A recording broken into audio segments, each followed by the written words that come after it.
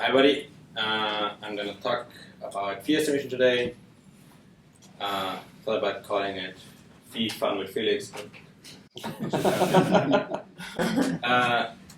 So fees are actually very interesting in Bitcoin because they are part of the security model of Bitcoin.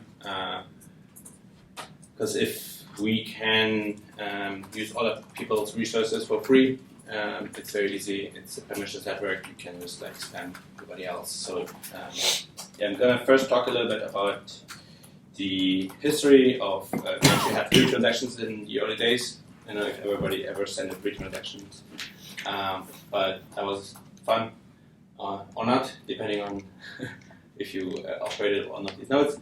And then some of the history of how we get to the fee estimation we have today in core.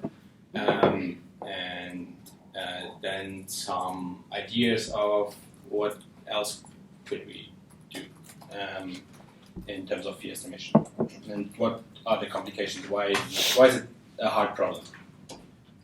And at the end, we're gonna do coding exercise, the theoretical part, so we only do like 10 minutes, 15 minutes, and then there's gonna be you can download some data I prepared, and hopefully there's like 5 questions. Maybe you can answer some of these, and I'm gonna help everybody get up to speed.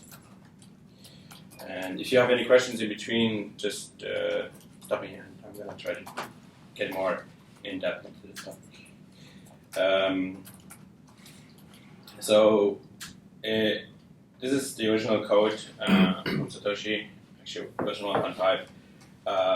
And this is the miner, and it would basically, you could see it would look at the mempool and take transactions in, and you would actually, the first 10K or 100 transactions were actually free. So you could send bitcoins because maybe like let's say you have 10,000 bitcoins and you move them somewhere, and no longer it's 10,000 bitcoins but 9,999.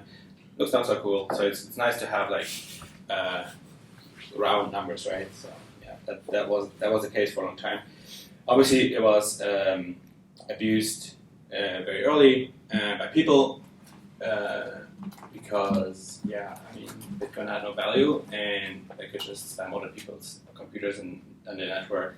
So that's what and it was like a hacker-centric community. So some script kiddies thought it was fun, and somebody did it, right? One of the big problems was, Bitcoin was pretty much worthless at the time, so it was no really cost. Gavin then came up with the idea of the coin age. So basically, if you haven't moved your coins for a long time, you could move them for free, but if you just recently moved them, you have to pay a fee. That would mitigate some of the problems, and but then other people found other bugs with it, because if you have like a very large output, you create like a ton of super small outputs, and I think even today half of the entries in the UTXO set are worth less than, I think, $1. So there's like 12 million entries or something like that are, or more than 12 million entries that are very little use, and probably not going to be worth spending in the future, because you're going to have to pay more in fees to delete the UTXO than it is worth, so why bother doing it, right? So,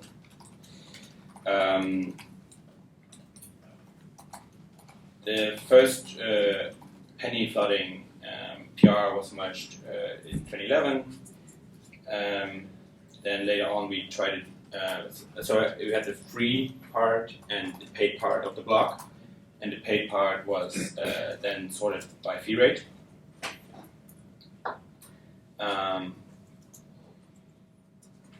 We discovered another bug in 2013 that very large transactions, over 100K, because of the quadratic hashing. So if you have a lot of inputs and it's a very large transactions, you could actually spend a lot of time verifying that the transaction hash, sig hash, is valid, because you have to hash it for every input once again. And if you have 100K K transaction or even more, like a megabyte worth of transaction, just one transaction. Now you're hashing suddenly many megabytes or even possibly up to a gigabyte worth of data just to verify. Why is it called quadratic again and not linear? It's called quadratic because for every additional input, you have to hash it, and so for one input, you have to hash it once, right? For two inputs, you have to hash it. You have to hash the first one and then the second one, and wait. So maybe I can help you. So the transaction size grows with inputs. Mm-hmm. So if I have to hash it every time for every input, right? The size of the transaction. The size of is transaction. growing. So that makes it That's the first n, and the second n is the amount of inputs. Okay. There's more to hash, and you hash more.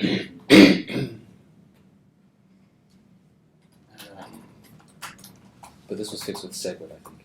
Pardon? I think That was fixed with SegWit, but only for SegWit transactions, because it has It's the mid-state that it uses. I think the hash of the transaction is the same across. There's a different hashing algorithm. Yes. So there's a mid-state that you can reuse over and over again for everyone. I think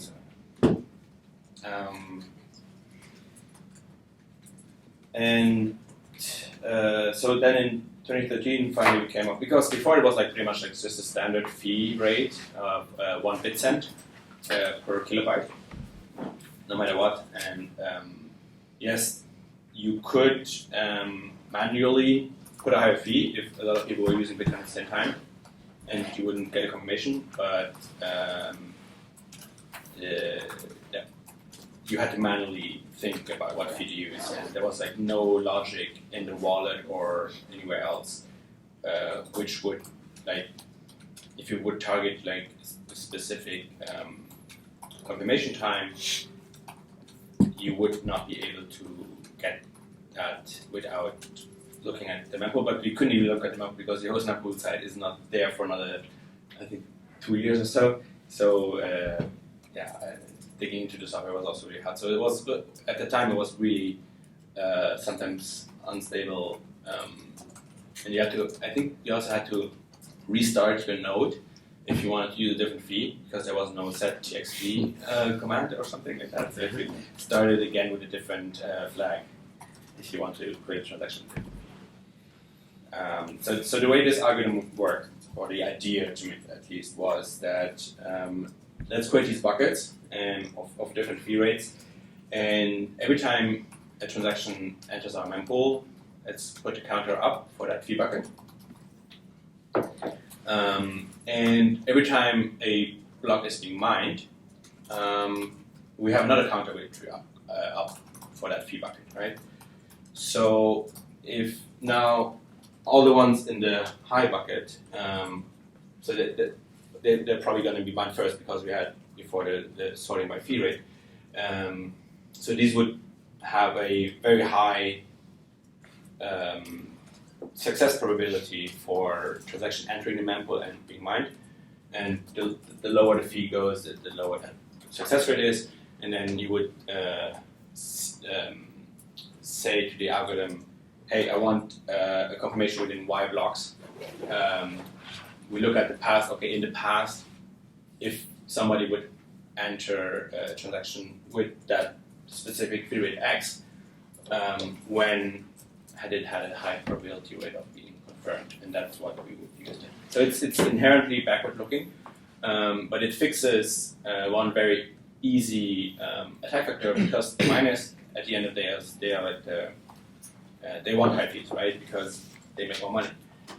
So what they could simply do is, if we only look at past blocks, they could simply, let's say, create a block worth where half of the transactions are paying a super high fee, but they create them themselves, right? They just pay themselves. They never broadcast it to the network, and thus these transactions were never up for grabs, right? But now, if I just look at the block and like calculate the average fee people are paying, I might overshoot by a lot, right? And then let's say now they have like half the block is being filled by these minor transactions, and they pay 10 times more than the average. You would have to go above that, and so yes, you lost half the block, but people are now paying 11 times more than the average, and you still make more money. So you have to definitely look at the mempool to do that. So the miners are subsidizing their own transactions just to increase the market, if you will, if the going market rate for confirmation. Right. Well, they don't do that because we are not letting them to trick us that easily, right? The algorithm which we're gonna like develop later is similar, but it's a little bit more gameable. That's why this is actually a good backbone to have like a upper bound, and then maybe we can have a lower bound which we might approximate better, so we get some more fees. But was it the same bucket though for both mempool transactions and block transactions? Yeah. So every time there's a bit all these buckets would later on after some time they would just give you like a success probability for a given time frame, right? You would record time frames. Like every time a transaction enters a mempool, you record what height are we currently at. Okay.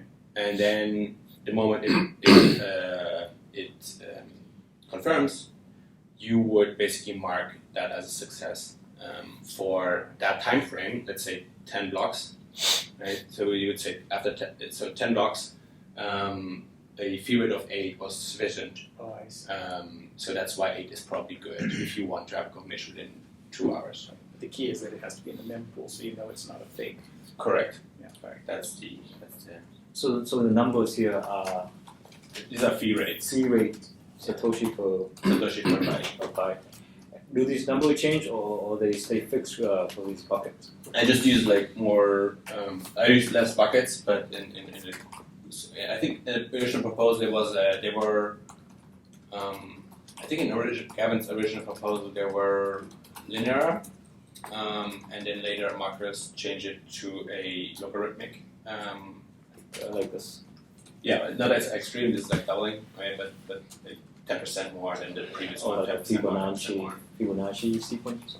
Yeah, maybe. I think logarithmic is more sense than Fibonacci. Just a question about Yeah. history. At this time, were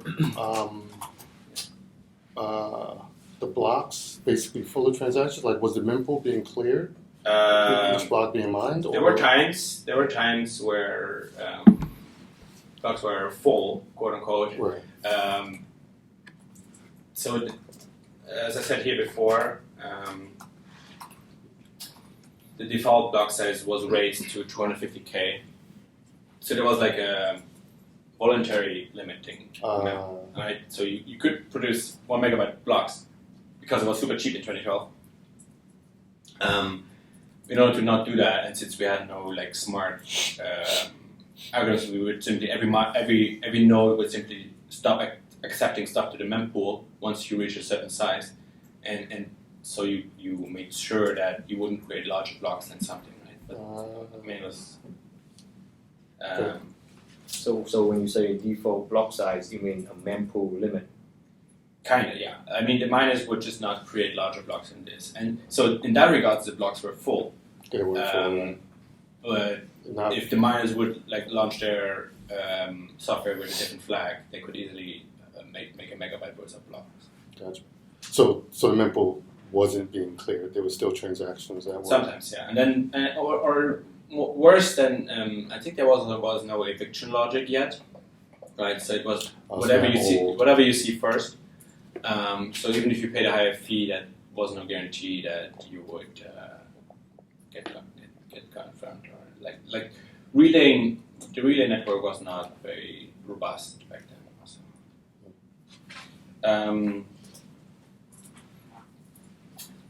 This proposal actually took quite a long time to get in. I mean, this was proposed in September, and people talked about it before. There was like 2 attempts to get it in, and finally it was merged by Gavin. The problem is it actually by default used a TX confirm target of 1. Why is that probably a bad idea by default?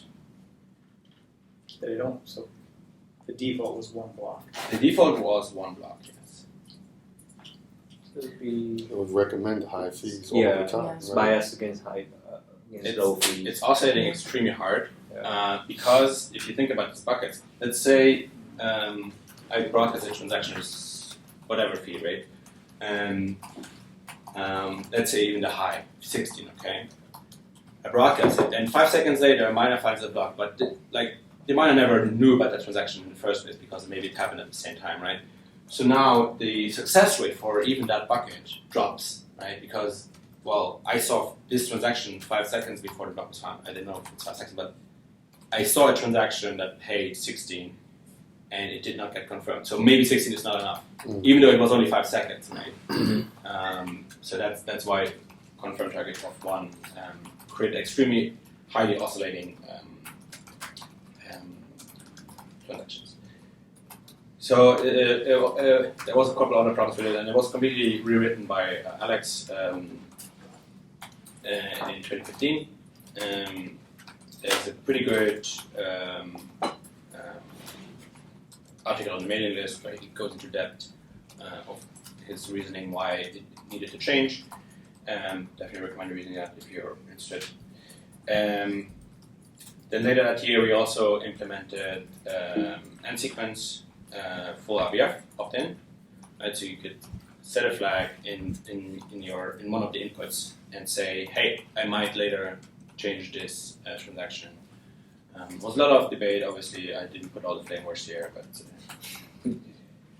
eventually got merged, and I think it was a good compromise. So people could say they wanted potentially to replace this, and you should not accept it anyway before it's unconfirmed. And then also in that year, we finally set the default block priority size so that the part of the block that was reserved for high priority transactions priority is again the coin age times the value times how long it hasn't been spent.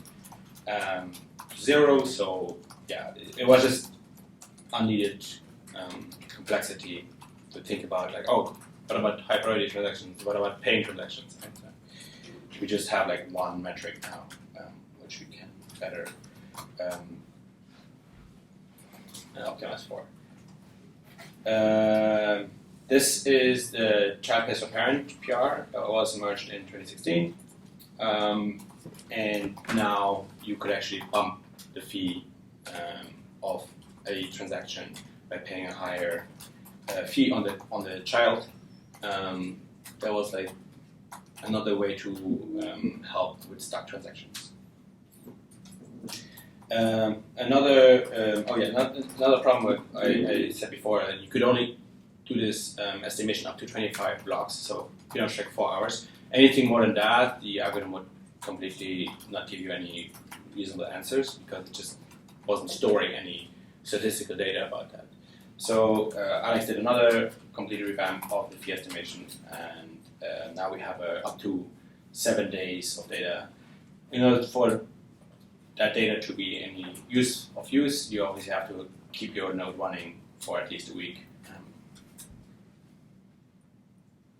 And I definitely recommend these 2 articles by John talking about how the fee estimator works.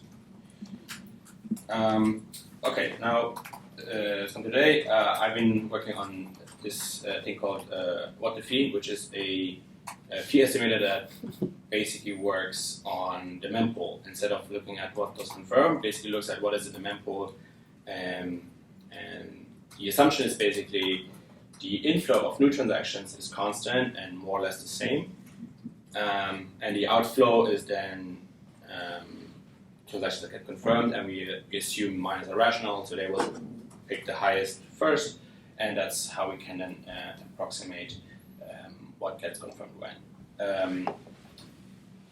A big problem, though, is maybe the following. A block is mined on average every 10 minutes, and then the question is, how many blocks are mined within 24 hours? Who knows that?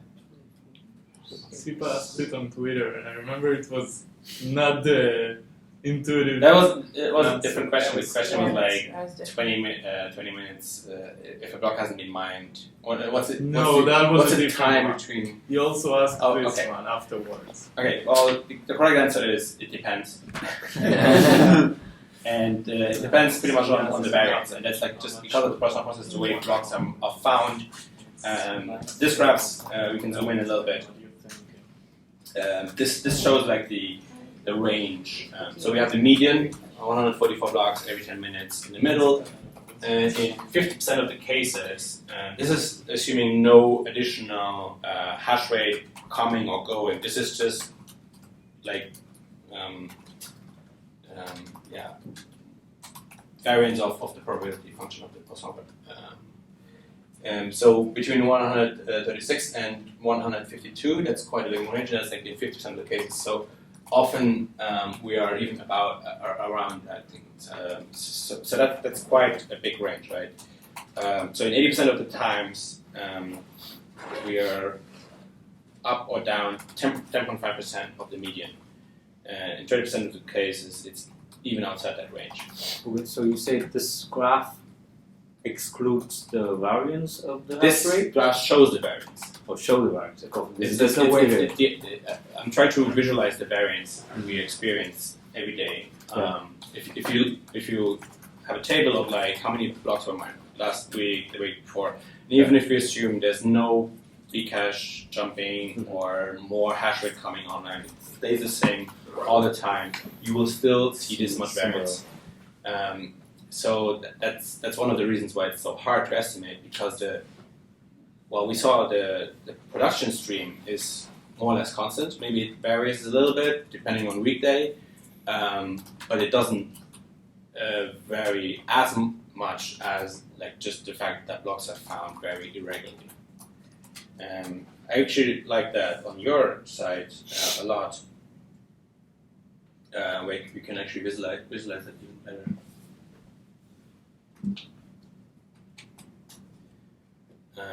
Time between. So here in the bottom, you see these are supposed to arrive on every 10 minutes, right? You can see it's clearly not the case. Here is like here's like 4 blocks in just like 5 minutes or so, right? Yeah. So it's possible that it's very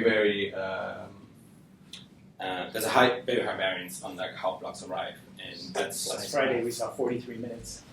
43 minutes. Didn't we see it last Between- Friday? Yeah. Oh yeah, No, we were that's trying to do our frequent. Yeah, we had this morning again. Yeah. 43 minutes, and here you see 4 in 4 minutes, right? So it's just super random.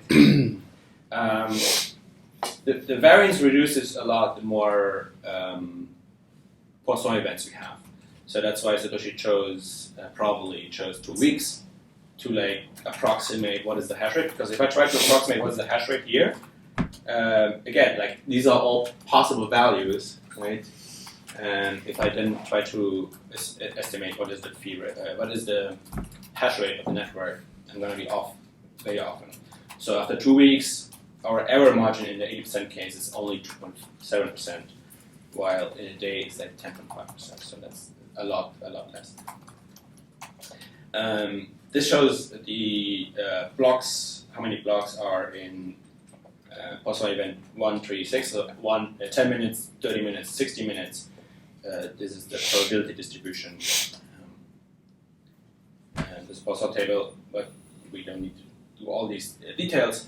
And the other things that influence then obviously is like, as I said before, the Bcache hash jumps, and so longer term, we have new hardware coming on, the price might change, that brings in new hardware, or the price goes down, and then people shut off hardware.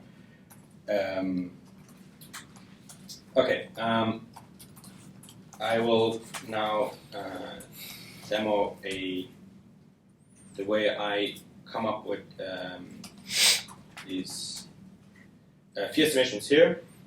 So it basically gives you that distribution we saw before, right? So the 20% case and the 80% case, and that we assume the inflow is constant, more or less, but the outflow is very variant, right? So depending on how quickly and how lucky we are now with the blocks arriving in the next minute or hour or 4 hours, you get different fee rates. So these fee rates are Satoshis per byte.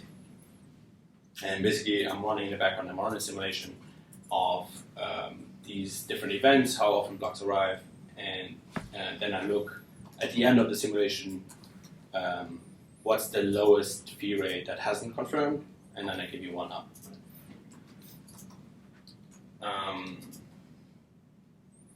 Yeah, so but this is like the 95. So there's a 5% chance there is no block in the next 30 minutes. Right? That means there's a 95% chance there is one. And you can obviously get a faster confirmation than one block. So this is the so-called emergency fee rate. You should never pay more than this one. But as we see people do, and that's wasted money. Everybody could save. And you see, if you have like a lower time preference, the lower, like you can save money, right? There's like, imagine paying $100 for a taxi or $30. That's quite some difference there. That's updated to right now, right? This is this minute, yeah. It's updated every minute, and we're trying to work with the data that this algorithm is working with. So yeah, the way this works is We make a big video. yeah. I'm giving a high level concept first, and then I think you can download the notebook and play around with it, or smaller version of it. Just updating to the data right now.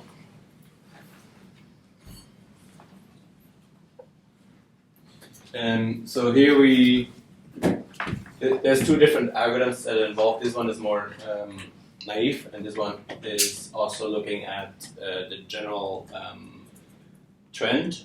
So basically, as I said before, the extrapolation of the inflow of the transactions is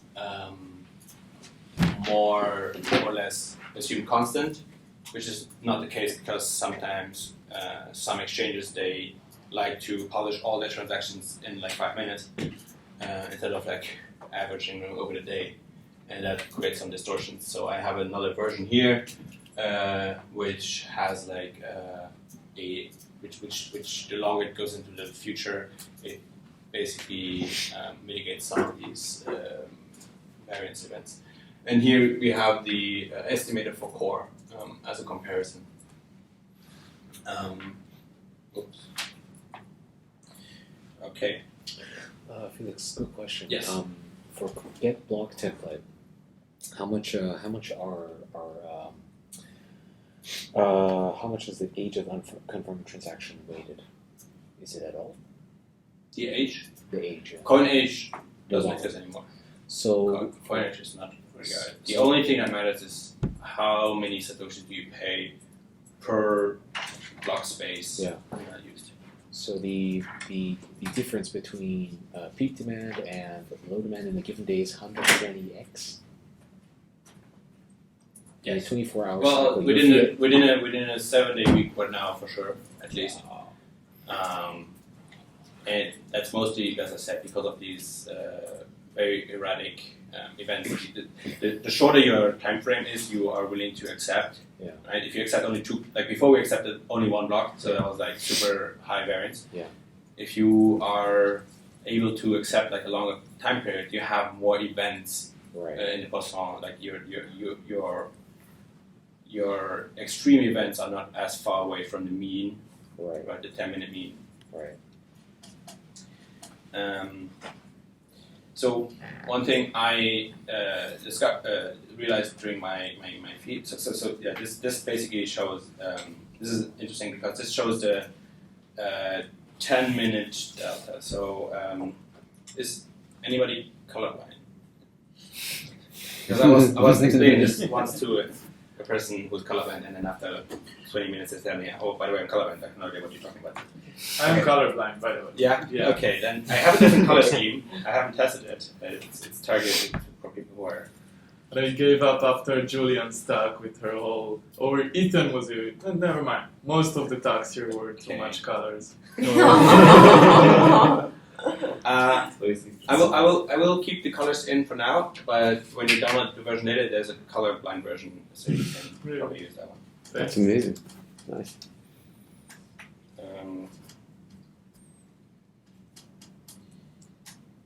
Okay, where are we here? Okay, so this, what is this? This the delta 10m top to mv. What does that mean? Basically means this is the inflow of transactions. So this is 1 megabyte. Okay, so this is very interesting because we're just here at 1 megabyte. So we're producing about 1 megabyte. Or if I say megabyte, I obviously mean Wait. The weight. quarter weight. Virtual size, whatever, right? Okay, it's just easier to reason about it in like ones, so that's why I talk like this. So these pay a lot, and these pay a little, medium, and then these pay a little. And so it's not only the color, but also the size here. Is the height of those bars? Right, representative exactly. So of the it's like a second. It's basically the same information. So you can either display it like this, right? And then you just have the colors, or you add like they make it proportional in like how much is The fee they rate. pay. So basically, this is the complete area of this tower is all the fees that are paid by all the transactions in the last 10 minutes, Okay. and the thickness in that regards is the size of that specific transactions or how many there are, right? So you might have one very large transactions, and that will like occupy a lot of space in the horizontal axis, and if they pay a lot of fees in the vertical axis, then that's also. So and this is the mempool, right? So we now have like these tools that we basically can just like do arithmetics on, right? We can basically say, I can say here, let's multiply the mempool by 2, right? So make it twice the size, and then that display. So this is the top 36 megabytes, and we can half it.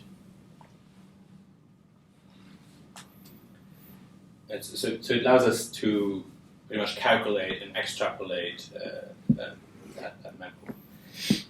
This shows the get block template. So this is actually live. Like I did a get. This is doing the get block template on Bitcoin Core, and this shows us exactly what Bitcoin Core right now, the fee rates of these transactions are. So this is how the next block, if it would be found right now, would look like in terms of fees paid. Next. Okay. Yes. That's dependent, but on like how often do miners do get block template? Right, but I think they do it every 30 seconds at least, probably faster. Okay. You would have to ask Matt about that, and ideally with better hash is like every second, because now you can do it locally, right? You don't have to ask the pool all the time. You have to think that the pools also need to weigh how much, how often they want to send out data, because it's Right. There's opportunity costs. Yeah. right. And they have to decide how to rotate the nonce, right? So it takes time to calculate. This was the mining pool. The mining pools don't decide on the nonce, right? The miners try and find the nonce. Okay. Okay, this is enough for now, so we have more time for you guys to play around with this. Just as the last thing, this is the color table, so you understand how to reason about this. These color buckets, these fee buckets I was talking about before, you can see them here, and so we have blue from around 1 to 5, and then from 5 we have from 5 to about 20 we have green, and then from 25 to around 90 or 100 we have yellow, red and purple, and then always so to have even finer grained, they go from all the time like from dark to bright. Okay.